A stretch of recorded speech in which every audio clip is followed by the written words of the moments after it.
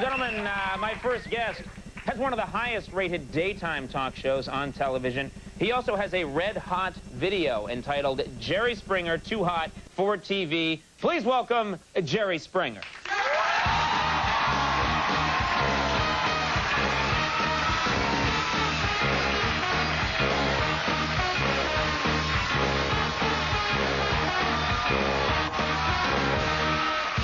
Jerry, nice to see you again. It's great to be back. Thanks for coming on the program. Now, this video is hard for people to understand who haven't seen it before. These are outtakes from your show. That's right. When of when mayhem broke loose. And mayhem breaks loose pretty much every show. Yeah. But like a fine... I would hope so. Yeah, it does. But like a fine connoisseur of good wine, you chose what you believe to be the choicest selections. Yeah, these are the things that one day will be put in a time capsule. Right.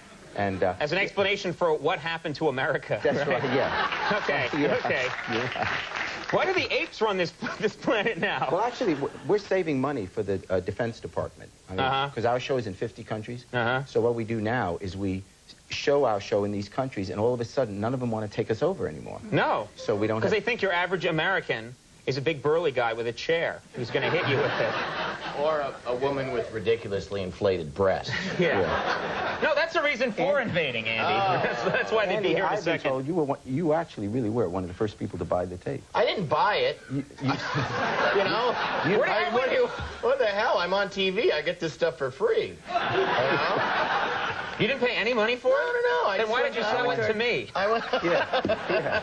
For $15. I mean, I sold the dubs of it. I owe you some money, but you owe me some money. Well, I talked to our tape researcher about it. Yeah. Tape researcher. People shouldn't know. I think it's illegal. Oh. You're under arrest.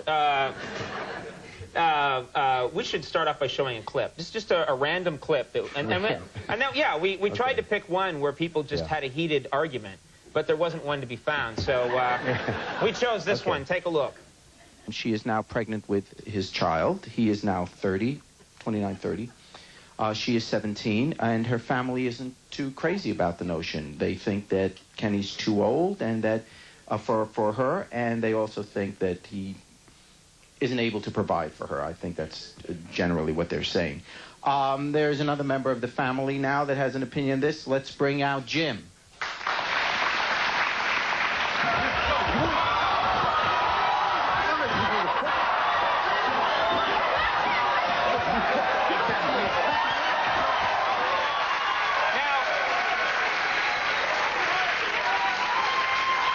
There's a couple of things I was curious about, because that's just a random clip, but it opens up so many questions. First of all, half the guests on this show, when they're introduced, they get a running start. They come running out.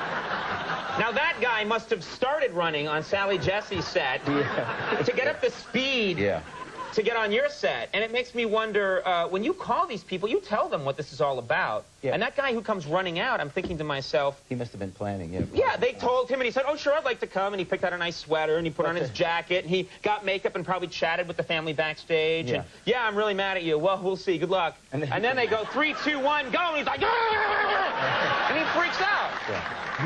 What happens, though, is... Is there a cage and they're released? How does it work?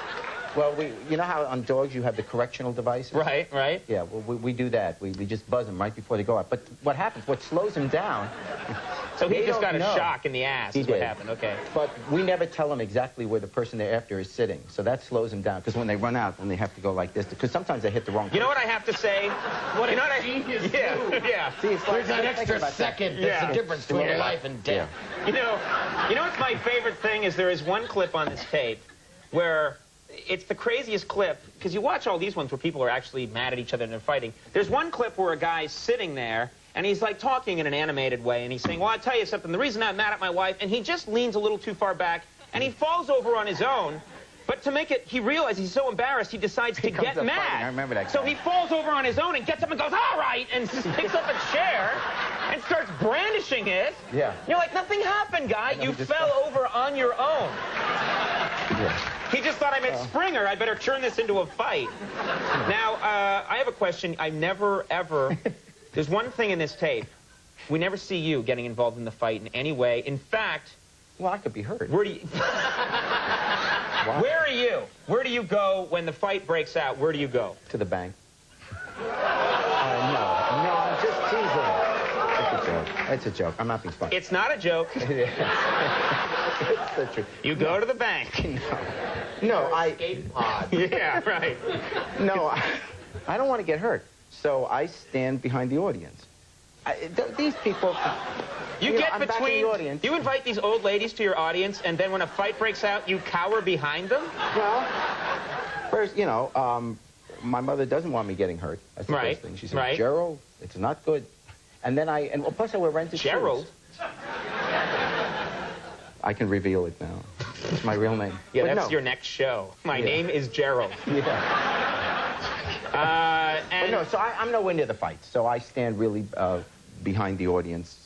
And I've seen sometimes you act like you can't believe a fight broke out. I don't know what happened. We got a lot of Black Panthers here and the KKK and a fight erupted. They get along. Why? Please. I thought we were going to play Scrabble. Why can't we just all get along?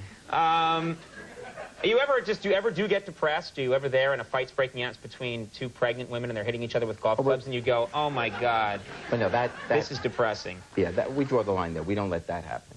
But you draw the line? Yeah, no golf club. Okay. No well, golf let's talk about the some of the topics here because I want to know. You really watch this, don't you? Yeah, I'm not doing anything in the day. I'm like a lot of other people. I'm wearing a V-neck T-shirt, boxer shorts, watching you, and then they, at some point, say, come on, you got to go do your show. And he says, what's wrong with you for watching this? Yeah. Your name is all over the damn thing. It's your show. He forgot for a second. Here are some of the topics, and I want to ask you about one. Here are some of the topics. What? Christmas with the Klan. I missed that one. I'm pregnant by a transsexual. Jerry rescues a 1,200-pound couple from what? Well, their heads are trapped in the refrigerator. Stripper wars. I broke the world sex record. My boyfriend is a girl. It happens. And this one I want to ask you what. This is the title of one of your shows. I cut off my manhood. Now, we're all familiar with maybe someone attacking someone else's, genitalia. I like how you start to launch in like one of the great fables. This is a story. Tuck in, little Billy. When you have a kid someday and you're reading him this, I'll tell you a story. Yeah. It's about the man who cut off his manhood. Yeah. What happened? What happened? Well, there was this fellow who believed he was being stalked by a gay guy. And he didn't want to be stalked anymore. This is a true story. This we got out of the newspapers. This actually... Okay. A gay man is stalking him, is infatuated with him. Right. And he doesn't want... He's trying to get this gay man to stay away, but it's been going on for months and months, and he figures the only way to get the gay man to stop going after him is to get the gay man to lose interest. And the best way to get him to lose interest is he cuts off his own male organ. And was he on the next day? Was he on the next day as stupidest man in the world? Yeah. What do you mean he did? That's not a natural solution to that problem. Duh. Yes, it is. Gee, hey, nice. Seriously, what? If they were normal, aren't you worried about a guy like that? That he's that? I mean, he's that crazy and he's that dumb that you're going to actually let him near you? I mean, as someone who would do that to himself? It's his own manhood he's after, not mine. I mean, you know. So he's the show is about people who are totally outrageous or situations that are outrageous. So I'm not going to, if someone calls us up with a nice, normal story, we send them to another show. Right. I mean, because they don't belong in our show. Our show is about things that are way over the edge. And I got to tell you, that was over the edge. Yeah. Well, no, I disagree. I'm going to debate you on this until I win. That was perfectly reasonable. No, and there's a reason that Jerry Springer Too Hot for TV is selling better than our cassette, you know? Conan O'Brien's Awkward Silences, you know? It's a collection of all the awkward, ooh, what do I say now? Now, are you making a fortune off this thing? Because no, I'm pretty much of an idiot, which is not much news. No, like an idiot, I signed off on it beforehand because I wasn't crazy about doing it. I really thought it was dumb, to be honest. How much money did you get up front then? Hardly anything. Really. I mean, You got like I a get paid couple of $100, and this is the hottest selling video of all time. plus 10 free copies.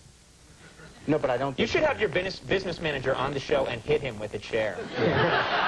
He's no longer a businessman. Yeah, I don't think so. Jerry Springer's show, of course, people can see during the daytime, and it's on at lots of different times. And Jerry Springer, Too Hot for TV, is on home video, and it's available everywhere. And it's some viewing, I'll say that. You've always been nice to me. Yeah, thanks for coming by. Jerry Springer, everybody.